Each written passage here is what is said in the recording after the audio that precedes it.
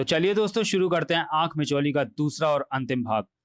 नागराज, ये है डेल पपोलो की ऑब्लिक टावर। कहते हैं यहाँ 1926 में आखिरी फांसी दी गई थी। गलत कहते थे लोग। आखिरी फांसी आज दी जाएगी। गड़ गड़ गड़ गड़ गड़ गड़ गड़ गड़ गड़ गड़ गड़ गड़ गड़ गड़ गड़।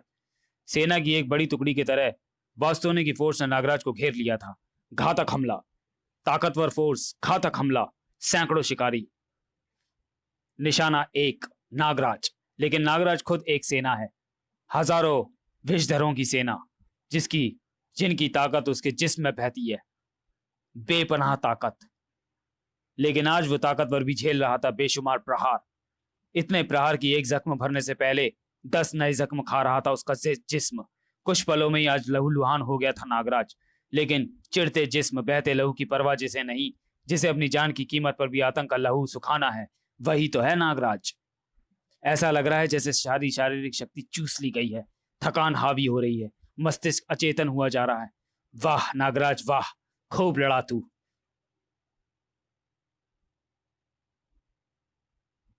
बुरी तरह थक गया, अब फांसी पर लटक कर सदा की नींद में सो जा। सदियों का आराम कर। लग गई नागराज को फांसी। नागराज का खेल खत्म हुआ। मुबारक हो माइका, तुम्हें भी मुबारक हो बास्तोने। शायद यही है डेल पपोलो की आखिरी फांसी। इतना आश्वस्त हो गया हूं कि मस्तिष्क को एकाग्र नहीं कर पा रहा हूं। पल प्रतिपल कसता ये फंदा मौत की ठंडी सिहरन का एहसास करा रहा है। ओह नहीं, नागराज तो फांसी चढ़ गया। पुलिस को फोन करो। कोई पुलिस को फोन नहीं लगाएगा। नागराज जेल के बाहर है, यहां है, यह बात पुलिस को नहीं पता चलनी चाहिए। फांसी चढ़ेंगे नागराज भापे के दुश्मन। फांसी जल्लाद देते हैं, जल्लादों को फांसी नहीं दी जाती। बास्तोने, जब तक आतंकवाद जाग रहा है नागराज सदियों की नींद तो क्या एक झपकी भी नहीं ले सकता। आराम नहीं करेगा नागराज। नागराज, अब तू मेरी पावर ग्रिप की पकड़ में आ गया है। अब तू नहीं बचेगा। फायर! इसकी पकड़ की मैं कोई मिसाल नहीं दे सकता। मैंने मजबूत से मजबूत बंधन पलों में तोड़ डाले हैं, लेकिन ऐसे मजबूत बंधन से मुझे आज तक नहीं जकड़ा है। चारों तरफ छुपे बैठे थे बास्तोने के अचूक निशानचियों ने धुआंधार गोलियां बरसा दी। मेरा जिस्म तो गोलियों को बाहर उगल देता है। भला मुझे इस बुलेट फायर से क्या नुकसान होना है,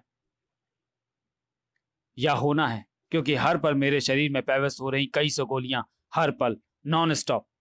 क्या तेजी से और इतनी तादाद में बरसती गोलियों को मेरा शरीर बाहर उगल सकता है?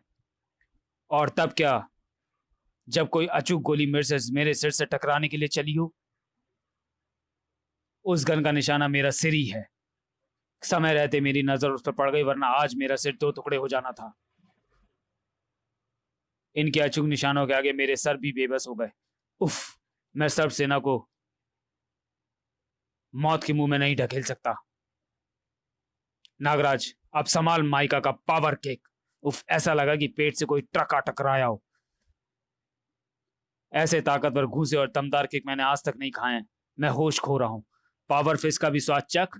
तेरा जिस्म तो खून उगल ही रहा है, तेरा मुंह भी खून की उल्टी करेगा। यह घूसे नहीं हो सकते। कोई रोड रोलर मुझे रौंद रहा है क्या? कड़ कड़। दर्द की अधिकता से मैं बेहोश हुआ। अब यह दर्द मेरी जान ही ले लेगा। कड़ाक। WDIGI AG5318। कड़ाक। बेहोशी में भी जिस्म और दिमाग इतनी पीड़ा महसूस करते हैं क्या? इतनी पीड़ा हुई कि आज की शायद मौत के बाद भी आत्मा तड़पती रहेगी। मौत मन के माने हार है, मन के माने जीत, मन के माने मौत है, और मन के माने सजीव। सुन माइका, सुन, नागराज की हड्डियां कड़कने की आवाज कितनी मधुर है। नहीं, मरना भी मुझे। यही पीड़ा आतंकवादियों को पहुंचानी है, और इस खेल को BBC पूरी दुनिया में दिखाएगी। मैं जानता था कि नागराज यहां आएगा और अब ये लाइव कवरेज इसे दोहरी मौत मारेगी।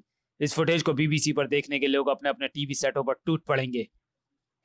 अब ये मेरी पावर ग्रिप के फंदे में ही अपनी आखिरी सांस लेगा। एक आखिरी घूसा इसके टैटू पर मार और उसे मुक्ति दे। बास्तोने, अब समय नाग नृत्य का।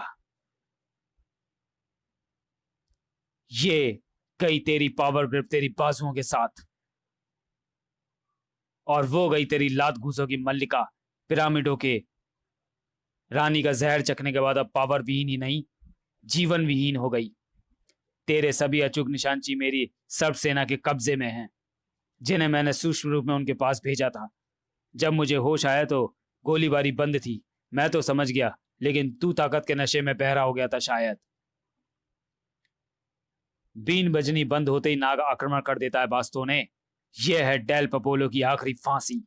इटली माफिया सरेंडर कर दो, नहीं तो अंजाम जहरनाक होगा। बीबीसी के उस प्रसारण ने इटली प्रशासन के होश फाख्ता कर दिए।